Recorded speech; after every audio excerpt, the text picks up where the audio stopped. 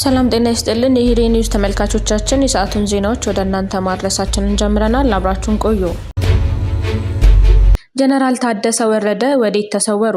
የቀድሞ የትግራይ ጊዜያዊ አስተዳደር ፕሬዝዳንት ሌተናል ጀነራል ታደሰ ወረደ በመቀሌ ከሚገኘው መኖሪያ ቤታቸው መሰወራቸው ተሰማ። እስከ ማክሰኞ ጠዋት ድረስ መኖሪያ ቤታቸው በከፍተኛ ሁኔታ የሚጠበቅና በጥበቃ ተሽከርካሪዎች የተከበበ የነበረ ቢሆንም ከማክሰኞ ምሽት ጀምሮ ግን አብረዋቸው የነበሩ ጥበቃዎችና ሰራተኞች ከአካባቢው ሙሉ በሙሉ ጠፍተዋል።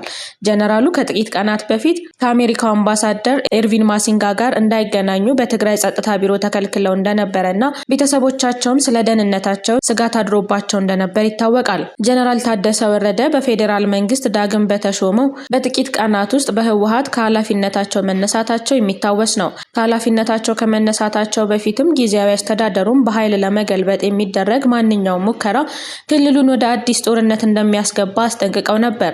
በአሁኑ ወቅት በህወሓትና በፌዴራል መንግስት መካከል ያለው የፖለቲካ ውጥረት በጨመረበት ሁኔታ የጀነራሉ ከአካባቢው መሰወር በትግራይ ክልል አዲስ የጸጥታ ስጋት ደቅኗል። የኢትዮጵያ መንግስት ለመጣል ያለመ ስብሰባ በኤርትራ ድንበር ተደረገ። ስብሰባውን የመሩት አቶ አማኑኤል አሰፋ ናቸው። ህወሓት የብልጽግናን መንግስት አስወግዳለሁ እያለ ነው። ቡድኑ ካለፈው እሁድ አንስቶ ህልውናችን የሚረጋገጠው በብልጽግና መቃብር ላይ ነው በሚል መሪ ቃል ስብሰባዎችን እያደረገ ይገኛል። በዚህም ስብሰባዎች ላይ ከወትሮ በተለየ መልኩ የህወሓት አመራሮች ብልጽግናን ከስልጣን ማስወገድ አለብን በማለት በግላጭ እየተናገሩ ነው። በሚዲያዎቻቸው የፌዴራል መንግስቱን ጂኖሳይዳዊ አገዛዝ የሚል ስያሜ ሰጥተው በትግራይ ቴሌቪዥን ጭምር ዜና መስራት ጀምረዋል። የፌዴራል መንግስቱ ለህወሓት የጦርነት ጉሰማ በቀጥታ የሰጠው ምላሽ የለም። አስፈጻሚ መስሪያ ቤቶች የህዝቡን ተጠቃሚነት ለማረጋገጥ ትኩረት ሰጥተው እንዲሰሩ የክልሉ ርዕሰ መስተዳድር ወይዘሮ አለሚቱ ኡሙድ አሳሰቡ። የክልሉ አስፈጻሚ መስሪያ ቤቶች የ2018 በጀት ዓመት የስራ ክንውን ሪፖርት የግምገማ መድረክ በጋምቤላ ከተማ ተካሂዷል። የክልሉ ርዕሰ መስተዳድር ወይዘሮ አለሚቱ ኡሙድ እንደገለጹት በክልሉ የሚገኙ አስፈጻሚ መስሪያ ቤቶች በየዘርፉ የሚያዙ እቅዶችን ውጤታማ ለማድረግ በትኩረት መስራት እንዳለባቸው አሳስበዋል። የመንግስት መስሪያ ቤቶች የሚሰጧቸውን አገልግሎቶች በማፋጠንና አሰራርን በማቃለል ለህብረተሰቡ ጥያቄዎች ፈጣን ምላሽ መስጠት እንደሚገባ አስገንዝበዋል። ጠንካራ የአሰራር ስርዓት በመዘርጋት በክልሉ ያለውን እምቅ የተፈጥሮ ሀብት በማልማት ረገድ ሰፊ ስራ መስራት የሚጠይቅ ነው። በክልሉ የግብርና ሜካናይዜሽን እንዲኖር እንዲሁም በመንግስት የተጀመሩ ኢኒሼቲቮች ውጤታማ እንዲሆኑ የዘርፉ ተቋማት የበኩላቸውን ሚና እንዲወጡ አሳስበዋል። የክልሉ ፕሬዝዳንት ልማት ቢሮ ምክትል ኃላፊ ወይዘሮ ገነት ኤልያስ በበኩላቸው የክልሉን ህዝብ የሰላም፣ የልማት፣ የመልካም አስተዳደርና የዲሞክራሲያዊ መብት የሚያረጋግጥ እንዲሁም የህብረተሰቡን የኑሮ ደረጃ የሚያሻሽል እቅድ ተዘጋጅቶ ወደ ተግባር መገባቱን ገልጸዋል። የአስፈጻሚ መስሪያ ቤቶች የሀገሪቱን የ10 ዓመት መሪ የልማት እቅድ መነሻ ያደረገ ዓመታዊ እቅድ አዘጋጅተው ለተግባራዊነቱ በቁርጠኝነት እየተንቀሳቀሱ እንደሚገኙ አስረድተዋል። በተጠናቀቀው በጀት ዓመት የአስፈጻሚ መስሪያ ቤቶች የእቅድ አፈጻጸም በኢኮኖሚ፣ በማህበራዊና በመልካም አስተዳደር ዘርፎች ውጤታማና አበረታች እንደነበረ አመላክተዋል። በአፈጻጸም ወቅት የተስተዋሉ ውስንነቶችን በመለየት በቀጣይ በጀት ዓመት የእቅድ አካል አድርጎ ለመፈጸም የሚያስችል የትምህርትና ግብዓት የተወሰደበት መሆኑ በግምገማ መድረኩ ላይ ተመላክቷል። በምስራቅ ጎጃም ዞን ቢቡኝ ወረዳ ዋብር ታዳጊ ከተማ የ32ኛ ክፍለ ጦር ቃኝ 6ኛ እዝ መረጃ መሰረት በሰጣቸው መረጃ ስምሪት አዲስ ዓለም አካባቢ በመሄድ ጠላት ሊጠቀምበት የነበረ ተተኳሽ በቁጥጥር ስር እንዲውል አድርጓል። የተገኘው ውጤት 841 የድሽቃ ጥይት፣ 29 የክላሽ ጥይት በቁጥጥር ስር እንዲውል ተደርጓል።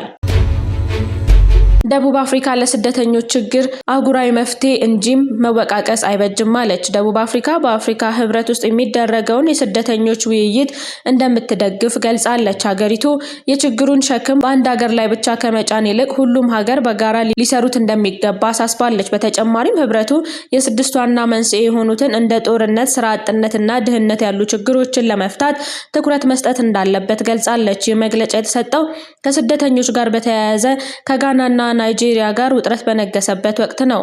ደቡብ አፍሪካ ዘላቂ መፍትሄ የሚገኘው አህጉራዊ ትብብር ሲኖር እንጂ እርስ በርስ በመወቃቀስ እንዳልሆነ አጽንኦት ሰጥታለች። በተጨማሪም ደቡብ አፍሪካ፣ ናይጄሪያ እና ጋና ጉዳዩን ወደ አፍሪካ ህብረት በመውሰድ እንቅስቃሴ ማድረጋቸውን ጠቅሳ ደቡብ አፍሪካን ብቻ ለይቶ ለማግለል የሚደረግ ማንኛውም ጥረት ሊሳካ እንደማይችል አስታውቃለች። ኢትዮ ቴሌኮም የደንበኞቹ ቁጥር ከ90 ሚሊዮን በላይ መድረሱን ገለጸ። በዛሬው ዕለት የኢትዮ ቴሌኮም የ2018 በጀት ዓመት የስራ አፈጻጸም ሪፖርት ያቀረቡት የተቋሙ ዋና ስራ አስፈጻሚ ፍሬሕይወት ታምሩ ኢትዮ ቴሌኮም በገጠርና በከተማ ባከናወነው የኔትወርክ መስፋፋት ስራ የደንበኞቹ ቁጥር 90.1 ሚሊዮን መድረሱን አስታውቀዋል። የደንበኞቹ ቁጥር ከባለፈው ዓመት ሲነጻጸር በ8.3 በመቶ ማደጉን አንስተዋል። በሌላ በኩል ኢትዮ ቴሌኮም በ2018 በጀት ዓመት 215.82 ቢሊዮን ብር ገቢ በማግኘት ዓመታዊ እቅዱን 99.7 በመቶ ማሳካቱን ዋና ስራ አስፈጻሚዋ ገልጸዋል። የኩባንያው ይኸው ገቢ ካለፈው ዓመት ተመሳሳይ ወቅት ጋር ሲነጻጸር የ33.2 በመቶ የላቀ እድገት የተመዘገበበት ነው።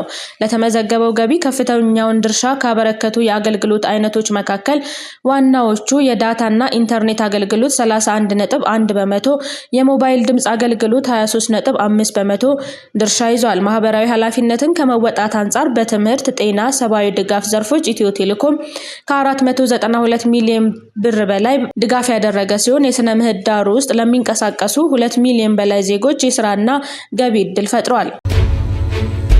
ጽናት የጎንደር ዩኒቨርሲቲ ታሪካዊ የለውጥ ጉዞ ቅዳሜ ይመረቃል። የጎንደር ዩኒቨርሲቲ ከተመሰረተበት ጊዜ ጀምሮ ያለፈባቸውን የታሪክ ውጣ ውረዶችና ተቋማዊ የለውጥ ጉዞዎች በሰፊው የሚዳስስ ታሪካዊ መጽሐፍ ሊመረቅ ነው። መጽሐፉ በዩኒቨርሲቲው ፕሬዝዳንት በዶክተር አስራት አጸደወይን የተደረሰ ሲሆን ጽናት የጎንደር ዩኒቨርሲቲ ታሪካዊ የለውጥ ጉዞ በሚል ርዕስ ተዘጋጅቶ ለንባብ በቅቷል። ይህ ታሪካዊ ሰነድ የዩኒቨርሲቲውን ሁለገብ ተቋማዊ ጉዞና ያሳለፋቸውን የታሪክ ምዕራፎች በስፋት የሚያስነብብ እንደሆነ ተገልጿል። በመጽሐፉ ደማቅ የምረቃ ስነ ስርዓት ሐምሌ 18 ቀን 2018 ዓ.ም ከጠዋቱ 2 ሰዓት ተኩል ጀምሮ በማዕከላዊ ጎንደር ዞን አስተዳደር የመሰብሰቢያ አዳራሽ ይካሄዳል። በምረቃው መድረክ ላይ ጥሪ የተደረገላቸው ልዩ እንግዶች፣ የጎንደር ከተማ ነዋሪዎችና የዩኒቨርሲቲው ማህበረሰብ አባላት የሚታደሙ ይሆናል።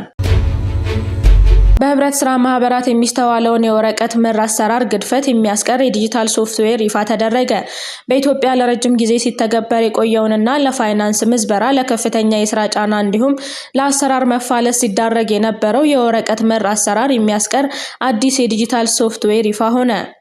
ፒትሮን ቴክኖሎጂ ሶሉሽን ያስተዋወቀው ፒትሮን ፊንኦኤስ የተሰኘው የፋይናንስ ሶፍትዌር ከ25 ሚሊዮን በላይ ዜጎች በ18000 የቁጠባና ብድር ማህበር ስራ ማህበራትና የብድር ቁጠባ ተቋማት በኩል የሚያገለግለውን ዘርፍ ሙሉ በሙሉ ዘመናዊ የሚያደርግ ነው። ፕላትፎርሙ ከአዲስ አባል ምዝገባ፣ ቁጠባና የብድር ማመልከቻ ጀምሮ እስከ ማጽደቅ፣ ብድር መልቀቅና ሪፖርት ዝግጅት ያሉ ሂደቶችን ሙሉ በሙሉ በዲጂታል መንገድ እንዲያከናውኑ ያስችላል። የፒትሮን ቴክ ሶሉሽን ዋና ስራ አስፈጻሚ ቃል አማሃ እንደገለጹት ይህ አሰራር ተቋማት መረጃዎችን በእጅ ለማቀናበር ቀናትን ከመውሰድ ይልቅ ፈጣን፣ ግልጽና ያለ ወረቀት ውጣ ውረድ አገልግሎት እንዲሰጡ ያደርጋቸዋል። ይህንን የዘመናዊ ጉዞ ይበልጥ ለማጠናከር ፒትሮን ከስዊዘርላንዱ የቴክኖሎጂ ግዙፍ ኩባንያ ቴሜኖስ ጋር ጥምረት የፈጠረ ሲሆን የፋይዳ ዲጂታል መታወቂያና ዘመናዊ ኤፒአይዎችን በማቀናጀት ተቋማቱ በቀላሉ ከሌሎች የዲጂታል ፋይናንስ ስርዓቶች ጋር እንዲቀላቀሉ ያደርጋል። የኢትዮጵያ ብሔራዊ ባንክ በዲጂታል ገንዘቦችና በቨርቹዋል ሀብቶች ዝውውር ላይ ጥብቅ እገዳ ጣለ። የኢትዮጵያ ብሔራዊ ባንክ በሕግ ከተፈቀደው ውጪ በማናቸውም ቨርቹዋል ሀብቶች ግብይት ማድረግ በጥብቅ የተከለከለ መሆኑን አስታወቀ። እገዳው በቢትኮይን ጨምሮ ሌሎች ክሪፕቶ ከረንሲዎች ብቻ ሳይሆን ለማንኛውም ክፍያና ኢንቨስትመንት የሚያገለግሉ በዲጂታል መልኩ የሚተላለፉ መግለጫዎችን ያካትታል። በተለይም የሚመለከቱት ተግባራት ሙሉ በሙሉ የተከለከሉ ናቸው ብሏል ባንኩ። በቨርቹዋል ሀብትና በመደበኛ ገንዘብ መካከል የሚደረግ መመንዘር፣ በቨርቹዋል ሀብት መካከል የሚደረግ ልውውጥና ዝውውር፣ የቨርቹዋል ሀብቶችን ማስቀመጥ፣ ማስተዳደርና የፋይናንስ አገልግሎት መስጠት፣ ህብረተሰቡ ከህጋዊ ተጠያቂነት፣ ከማጭበርበር፣ ከሳይበር ጥቃትና ከከባድ የገንዘብ ኪሳራ ለመጠበቅ ከነዚህ እንቅስቃሴዎች እንዲቆጠብ ባንኩ አሳስቧል። ትራምፕ በናይጄሪያ ክርስቲያኖች ላይ የሚፈጸመው ጥቃትን ለማስቆም የተደረገውን ጥረት አደነቁ። የአሜሪካው ፕሬዝዳንት ዶናልድ ትራምፕ የናይጄሪያው ፕሬዝዳንት ኦባ ቲኒቡ በሀገሪቱ በክርስቲያኖች ላይ የሚፈጸሙ ጥቃቶችን ለማስቆም የሚወስዱትን እርምጃና ያሳዩትን አመራር ማሞገሳቸው ተገለጸ። ይህ የተሰማው ከናይጄሪያ ፕሬዝዳንት ጽሕፈት ቤት በወጣ ደብዳቤ ሲሆን የትራምፕ ሙገሳ ባለፈው ዓመት መጨረሻ ላይ በናይጄሪያ በሚገኙ ክርስቲያኖች አስመልክቶ ካሰሙት ጠንካራ ማስፈራሪያ አንጻር ሲታይ የአቋም ለውጥ መኖሩን ያሳያል ተብሏል። ፕሬዝዳንት ትራምፕ በደብዳቤያቸው ፕሬዝዳንት ቦላ ቲኑቡ የናይጄሪያ ሕዝብ ወክለው ላሳዩት ቆራጥ አመራር አድናቆታቸውን የገለጹ ሲሆን በክርስቲያን ማህበረሰቦች ላይ ተጽዕኖ እያሳደረ ያለው ጥቃት ለመፍታት ላደረጉት ጥረት ምስጋና አቅርበዋል። አክለውም ከአሸባሪዎች ጋር በሚደረገው ትግል ከእናንተ ጎን መቆምና የናይጄሪያ ፌዴራላዊ ሪፐብሊክን የበለጠ ጠንካራና የበለጸገች ማድረግ እውነተኛ ክብር ነው ብለዋል። ባለፈው ህዳር ወር ትራምፕ የናይጄሪያ መንግስት ክርስቲያኖችን ከከባድ ጥቃት በመጠበቅ በኩል ኃላፊነቱን አልተወጣም ሲሉ በመክሰስ ለሀገሪቱ የሚሰጠውን እርዳታ ለማቋረጥና ወታደራዊ እርምጃ ሊወስዱ እንደሚችሉ ማስፈራራታቸው ይታወሳል። በአሁኑ የአድናቆት ደብዳቤ በአቡጃና በዋሽንግተን መካከል ያለው ግንኙነት መሻሻሉን የሚያመላክት መሆኑ ተጠቅሷል። ናይጄሪያ በወቅቱ የቀረበላትን ክስ ውድቅ ማድረጓ የሚታወስ ሲሆን የጸጥታ ችግሩ የሁሉም እምነት ተከታዮች ላይ ተጽዕኖ እንደሚያሳድር ገልጻ ነበር። እንደ ናይጄሪያ ፕሬዝዳንት ጽህፈት ቤት ገለጻ ሁለቱ ሀገራት ባለፈው ዓመት በአሸባሪ ቡድኖች ላይ የስለላ መረጃ መለዋወጥን፣ ስልጠናና የጋራ ዘመቻዎችን ለማስፋት የሚያስችል የጋራ ጸጥታ ስራ ቡድን አቋቁመዋል። ይህ ደብዳቤ ይፋ የሆነው የአሜሪካ የውጭ ጉዳይ ሚኒስቴር የአፍሪካ ጉዳዮች ረዳት ሚኒስቴር ፍራንክ ጋርሻ የጸጥታ ትብብርን ለማጠናከር በሚደረጉ ውይይቶች ላይ ለመሳተፍ አቡጃን ከጎበኙ ከጥቂት ቀናት በኋላ ነው። ተመልካቾቻችን ለዛሬ ያዝናቸው ዜናዎች ይመስሉ ነበር። ስለተከታተላችሁ እናመሰግናለን። መልካም ቆይታ።